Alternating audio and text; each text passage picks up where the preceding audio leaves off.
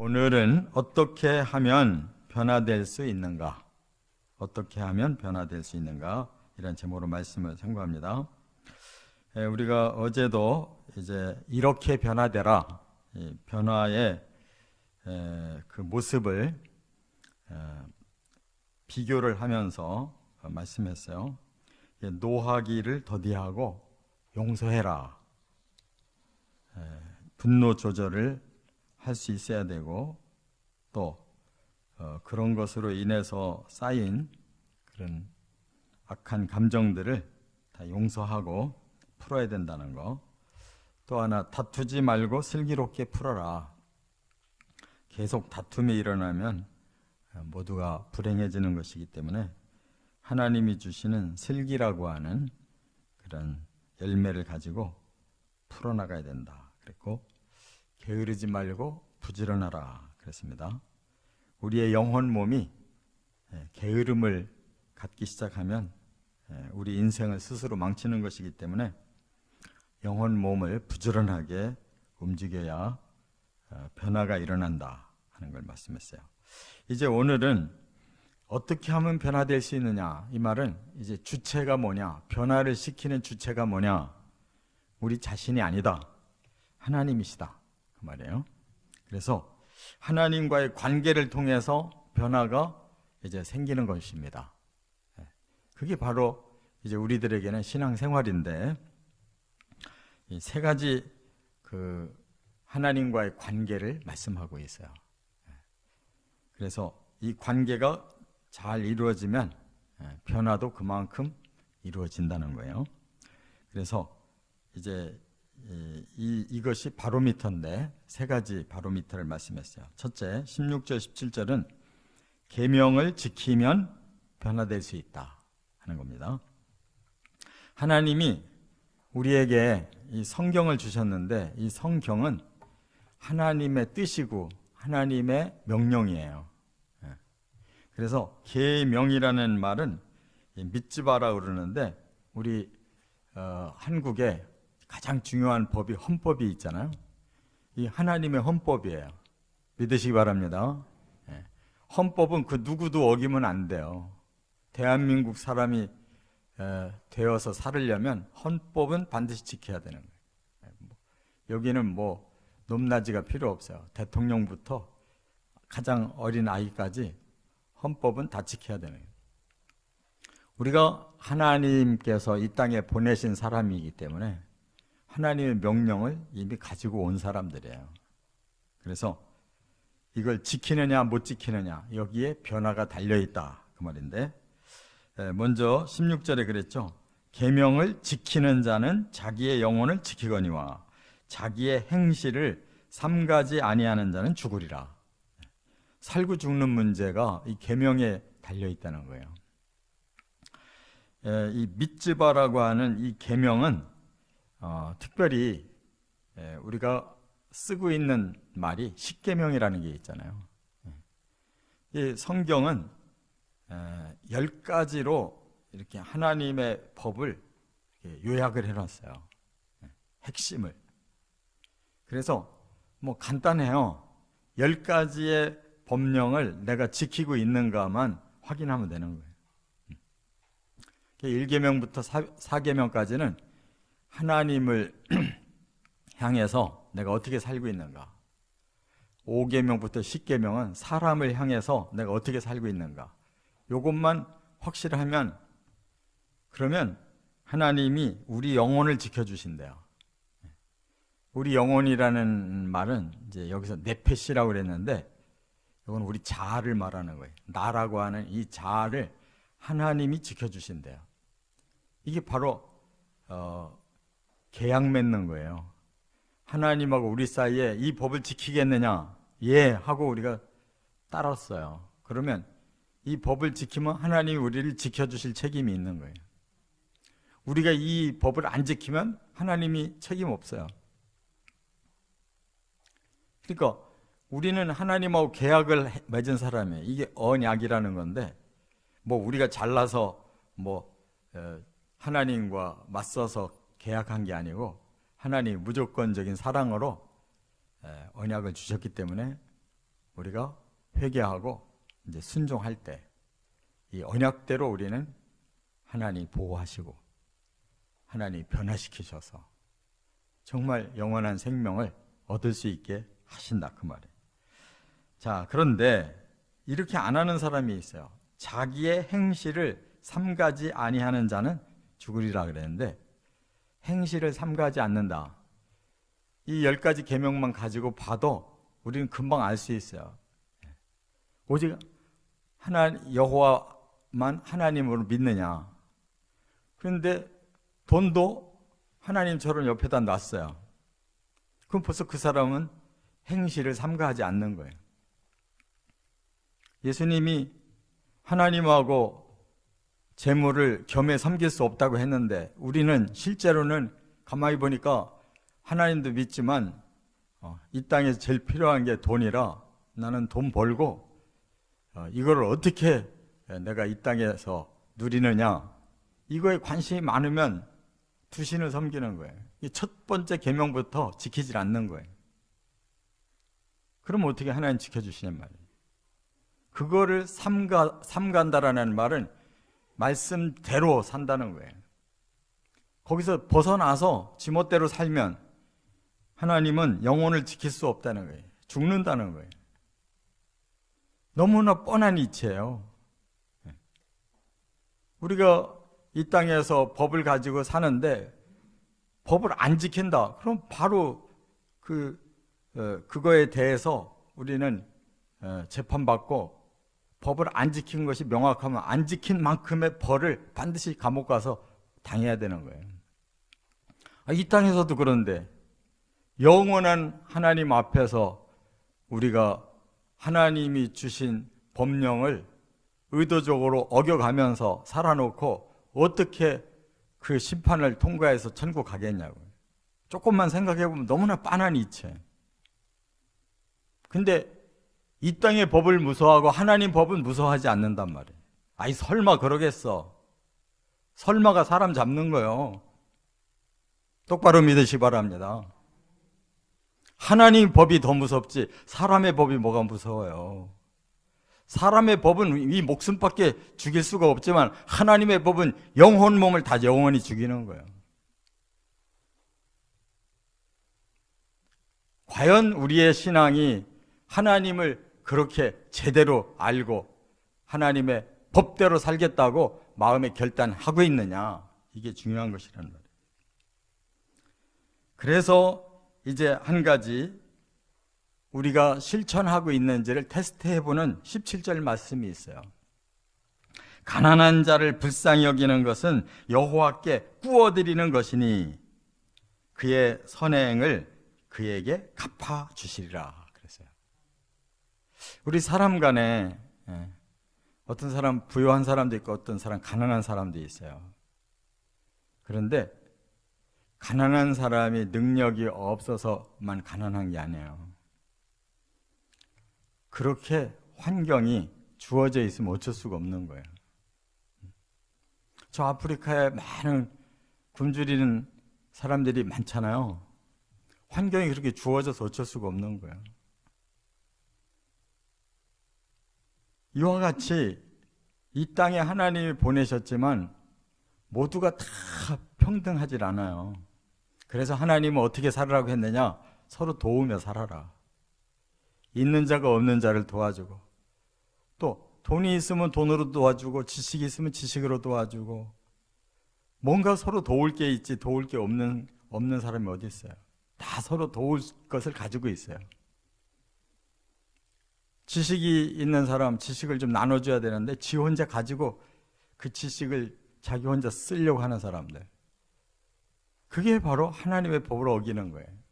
또 꼭 돈만이 아니에요. 모든 건 다 서로 나눠야 되는 거예요. 그런데 특별히 가난한 자를 불쌍히 여겨라, 이거는 가장 우리들의 삶에 가장 우선적인 문제잖아요. 오늘 당장 먹어야 살잖아요. 다른 거는 조금 지체가 돼도 견딜 수 있는 거지만 먹는 문제는 지체하면 죽는 거잖아요. 그러니까 그런 가장 긴급한 그런 상황일 때 과연 너희들은 어떻게 살 것이냐, 사람이 평생 부유하라는 법이 없잖아요. 평생 가난하라는 법이 없어요. 이게 서로 부조하는 거예요. 있을 때 나누고 없으면 도움 받는 거라고. 젊어서 나눠주고 늙으면 도움 받아야지 어떡할 거예요. 그러니까 신명기 15장 7절부터 10절에 이 원리를 이미 발표하셨어요. 신명기 15장 보세요. 신명기 15장에 보면 7절에 이렇게 말씀했어요. 네 하나님 여호와께서 네게 주신 땅 어느 성읍에서든지 가난한 형제가 너와 함께 거주하거든 그 가난한 형제에게 내 마음을 완악하게 하지 말며 내 손을 움켜쥐지 말고 반드시 내 손을 그에게 펴서 그에게 필요한 대로 쓸 것을 넉넉히 구워주라. 또 10절에 보면 9절 하반절에 보면 그렇지 않으면 여호와께 호소하리니 그것이 네게 죄가 되리라. 10절에 보면 하반절에 여호와께서 내가 하는 모든 일과 내 손이 닿는 모든 일에 복을 주시리라. 11절에 땅에는 언제든지 가난한 자가 그치지 아니하겠으므로 그랬어요. 하나님이 아무리 복을 주려고 해도 가난을 타고나고 가난의 환경 속에 있는 사람은 어쩔 수 없는 거예요. 그러니까 그거는 너희들이 해결해 줘라. 이렇게 하나님의 명령이에요. 이것보다 큰 계명이 없어요. 내 이웃을 사랑해라. 하나님 사랑하고 이웃 사랑해라. 둘 중에 하나님 사랑만 갖고 사람 사랑을 안 한다. 이게 큰 계명을 범하는 거라고. 그러면 여기 본문에 뭐라고 그랬어요? 여호와께 구워드리는 것이니 그랬어요. 하나님께 빌려드리는 거래요. 그건 뭐예요? 하나님은 가난한 사람을 사랑하시고 돕고 싶으신데 우리를 통해서 도우시려고 그래요. 당연히 우리가 도와야 되는데도 하나님이 그래 내가 너희들에게 빌리는 거다. 갚아줄게 그 말이에요. 그러니까 우리가 내 것이 나가면 나가는 만큼 비는 게 아니고 하나님께 꿔드렸기 때문에 반드시 받는단 말이에요. 그만큼 하나님은 가난한 자를 사랑하고 계시는데 우리가 그 마음을 품고 도와야 이 물질이 선순환돼야 하나님 기뻐하시고 하나님의 복이 서로 흐르는 거예요. 이거 안 하면은 법을 어기는 거란 말이에요. 그래서 선행을 갚아주신다 이렇게 말씀했습니다. 두 번째 18절부터 20절에 보면 훈계를 받으면 변화될 수 있다 그랬어요. 하나님의 이 계명뿐만 아니라 이제 하나님이 우리들에게 삶 속에서 가르쳐 주시는 방법이 몇 가지가 있어요. 오늘 본문 20절에 보면 너는 권고를 들으며 그랬어요.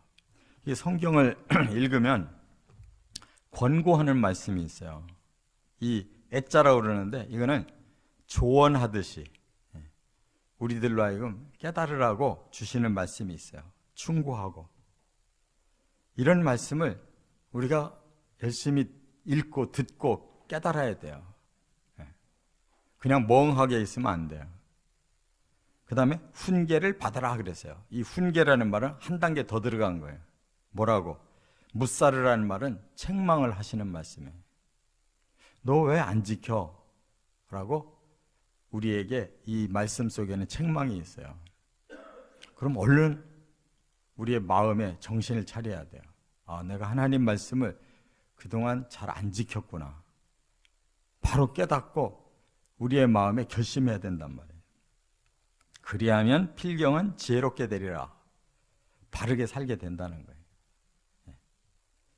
그런데 우리 자녀들에게도 바로 이게 그대로 적용돼야 된다는 거예요. 18절에 네가 네 아들에게 희망이 있은즉 자식을 낳아놓고 희망 안 품는 사람이 어디 있어요? 이 자식이 잘 되기를 원하잖아요. 그렇다면 그를 징계하되 그랬어요. 죽일 마음은 두지 말라. 이 말은 미워서 징계하거나 아니면 다른 감정으로 징계하면 안 된다. 그 말이죠. 그러면 왜 징계하느냐? 희망을 가지고 징계하는 거예요. 잘 되기를 바라서 징계한다. 그러면 권고, 훈계, 다음이 징계예요. 징계는 왜 내려요? 책망했는데도 안 들으면 징계라는 걸 하는 거예요. 이게 하나님 방법이고 부모가 자식에게 행해야 될 방법인 거예요. 그냥 자식이 뭐 금이야 오기야 너무 귀해서 한 대도 때릴 수가 없다. 그 사람은 자식이 우상인 거예요. 자식을 왜 못 때려요? 가르쳐야지. 따끔하게 이렇게 하면은 안 된다라는 것을 분명하게 그가 책벌을 받아야 되는 거예요. 하나님도 그렇게 하시는데, 잘 믿는 사람일수록 하나님 예민하게 치시는데, 꼼짝도 못하게 만드시는데 어찌 자식을 그냥 방만하게 내버려 두냐고. 요즘 세상의 법은 완전히 뒤집어졌어요. 자식이 그냥 우상이야. 그냥 무조건 칭찬하고 무조건 계속 자유롭게 해주려는 거야. 그러면 이 속에 뭐가 커요?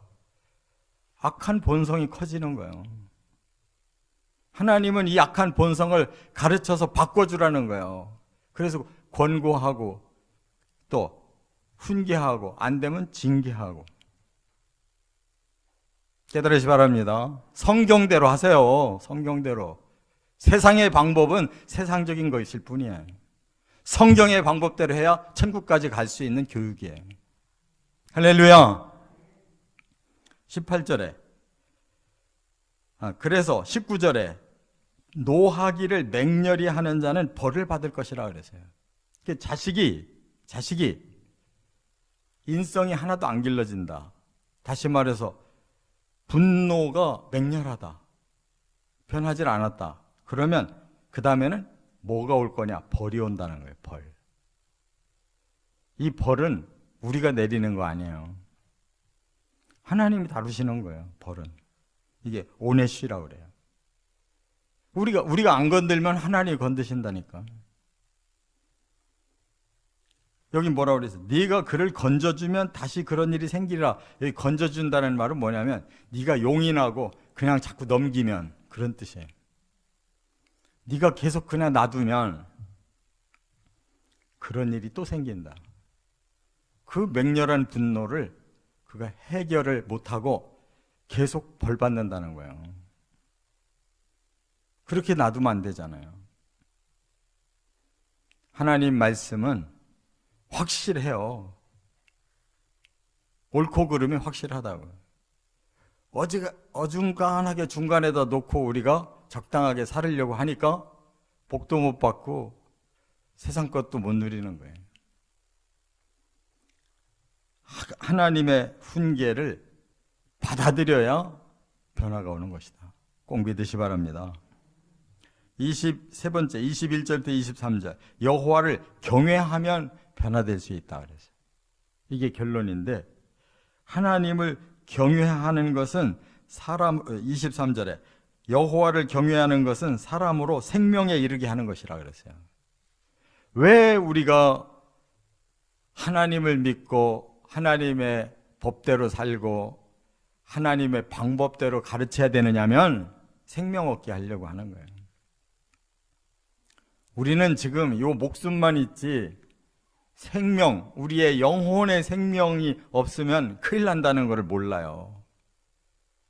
자식의 목숨을 잘 살게 해주려고 육적인 생명을 잔뜩 집어넣어주면 그 영혼이 죽는다면 그게 무슨 소용이 있냐고. 제 아무리 돈을 많이 번들, 제 아무리 출세를 한들, 세상에 떵떵거리는 그런 직위가 있은들 뭐 하냐고. 내 자식을 이 땅에서 100년 미만 그렇게 잘 살다가 지옥 가는 거를 보려고 하냐고. 조금만 생각해 보면 알잖아요. 근데 어떻게 안타까운데 어떻게 가만 놔두냐고.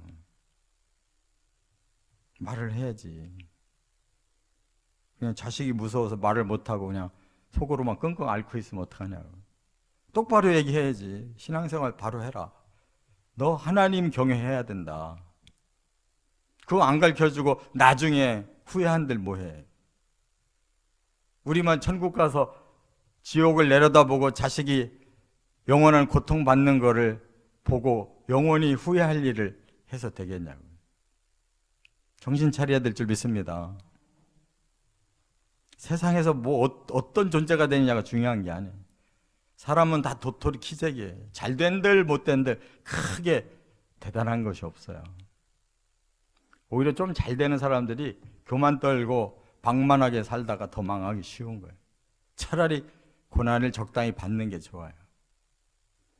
그렇기 때문에 하나님께서 생명을 주실 뿐만 아니라 경외하는 자는 족하게 지내고 재앙을 당하지 않는다 그랬어요. 족하게 지낸다라는 말이 하나님 안에서 만족하고 살 줄 아는 이러한 마음의 평화가 있어요. 근데 사람은 욕망이 바로잡히지 않으면 욕망이 커가지고 만족이라는 게 없다니까.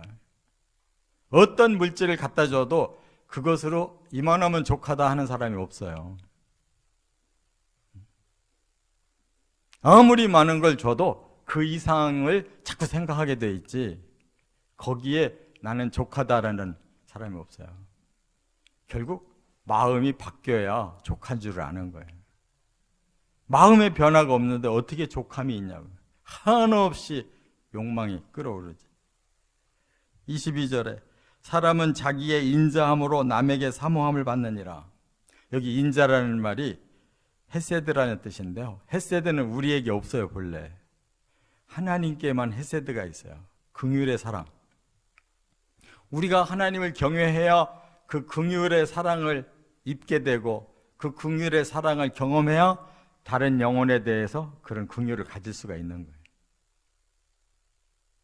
그러면 다른 사람들이 그를 사모한대요. 왜? 모든 사람은 긍휼이 필요하거든. 자신 있는 사람이 어디 있어요? 불쌍히 여겨줘야 용서받고 불쌍히 여겨줘서 넘어가지는 거지. 그러니까 그런 인애를 품은 사람들은 그리워한다는 거예요. 그런 사람이 없으면 이 세상은 삭막하게 망하는 거예요. 우리가 왜 전도하려고 그래요? 우리 교인 숫자 채우려고 하는 거예요? 응? 그거 숫자 몇 명이냐 가지고 하나님 앞에 상급 받는 거예요? 하나님 그런 말씀 하셨어요? 긍휼이 여겼느냐가 중요한 거예요. 옆에 영혼이 있는데 그 영혼을 우리가 한 번이라도 긍휼한 마음으로 전도하고 기도해주고 뭔가 그 영혼을 향한 헤세드를 나눴느냐, 하나님의 헤세드를 나눠줬느냐. 그 다음은 우리가 어쩔 수가 없지만 억지로 어떻게 믿게 하겠어요. 헤세드는 나눠줘야지. 그들의 마음에 사모함을 줘야지. 또 그랬어요. 22절 하반절에 가난한 자는 거짓말하는 자보다 나으니라. 이게 하나님의 가치관이에요. 이 땅에서는 가난하게 살아도 거짓말하지는 않고 살아야 된다는 거예요. 사람들은 뭐를 택해요? 부유하게 하려고 거짓말을 택하잖아요.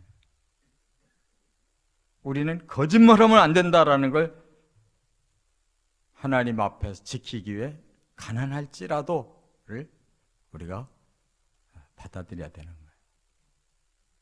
그리스도인들이 이 정신이 빠지면 다 타락하는 거예요. 난 절대 가난하게는 안 살 거야.